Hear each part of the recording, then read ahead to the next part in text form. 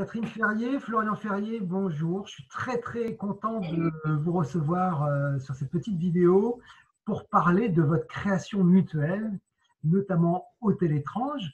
Alors Catherine, tu es dessinatrice en bande dessinée, illustratrice. Florian, tu es romancier, écrivain et scénariste, et puis tu travailles dans le cinéma d'animation également.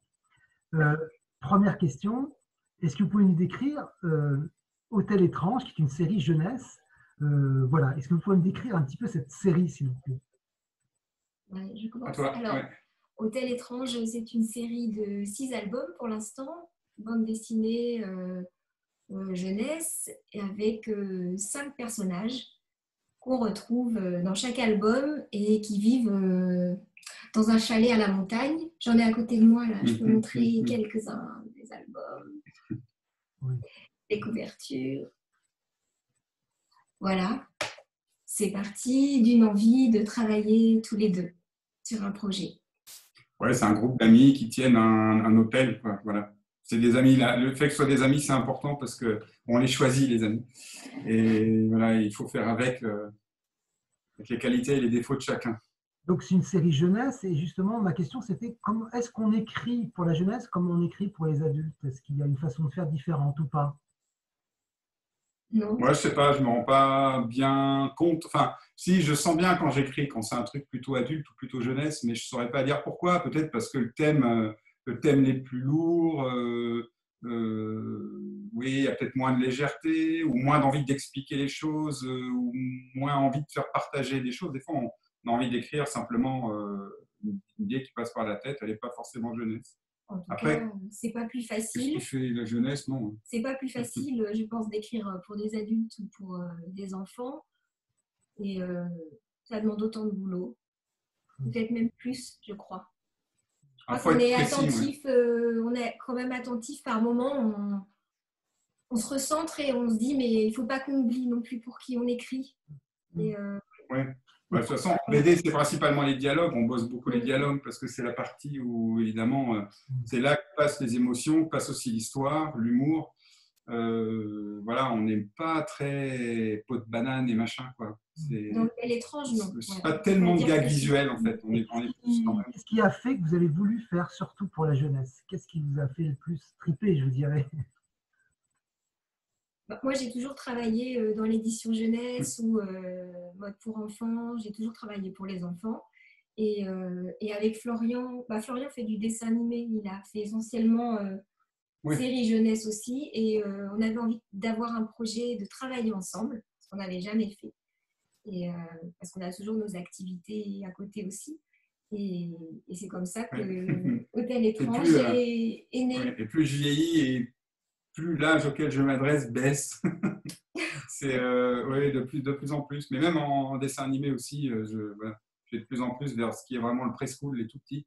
Je trouve ça absolument génial de gamberger sur qu'est-ce que c'est que la narration pour les tout petits. C'est vachement intéressant. Ouais. Mais alors, vous fonctionnez d'une façon un peu particulière. Je crois que vous partez à un moment, vous vous isolez pour créer, c'est ça? Oui, c'est ça. C'est notre façon de bosser. Quand on doit trouver une nouvelle histoire, un nouveau scénario, on part s'isoler. On part s'isoler à la montagne. En plus, ça ressemble un peu, c'est l'atmosphère qu'on peut retrouver dans Hôtel Étrange.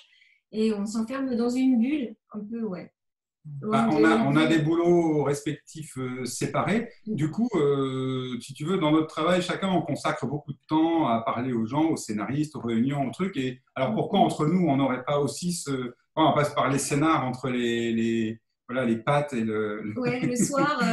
Donc à un moment, non, on s'isole. Souvent, c'est à la montagne, oui, l'été, parce que ça fait un peu partie du cycle. Comme disait Catherine. Fait un album entre septembre et juin, donc c'est vraiment comme une année scolaire.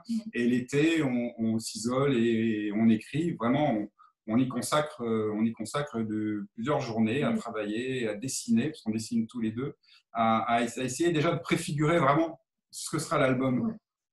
Après, évidemment, je m'occupe plus de ce qui est le texte, c'est-à-dire les dialogues, parce que c'est vraiment un truc que j'adore, les dialogues. Et après, Catherine s'occupe plus du dessin, évidemment. Mais au départ, c'est très flou. La frontière, chacun a des choses à apporter au projet et c'est ça qui est chouette.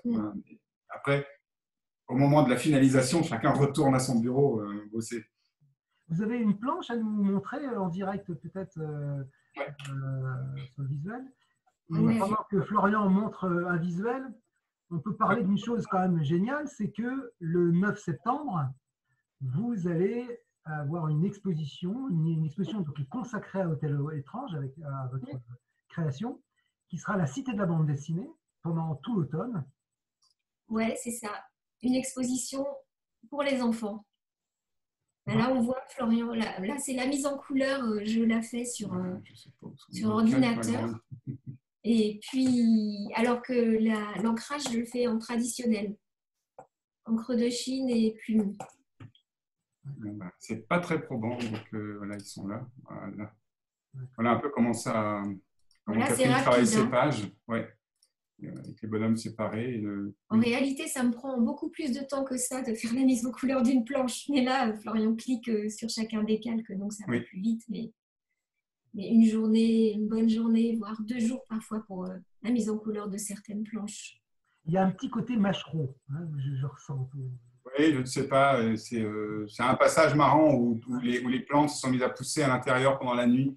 Voilà, c'est juste avant Noël, du coup, c'est une espèce de jungle, c'est le foutoir. Et évidemment, qui est responsable? Eh bien, Kaki, qui est le personnage principal, et voilà, par qui toujours les ennuis arrivent.